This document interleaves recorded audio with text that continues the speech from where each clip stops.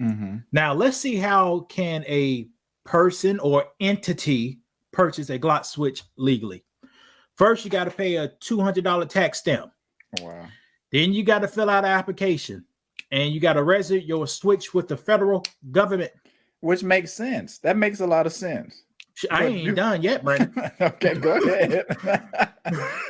Fingerprints, photos, background check, a full background check. And guess what? Here's the kicker. You need to be a firearms dealer, manufacturer, or the police. So basically nobody. So you got to do those 4 things to own the Glock switch legally. But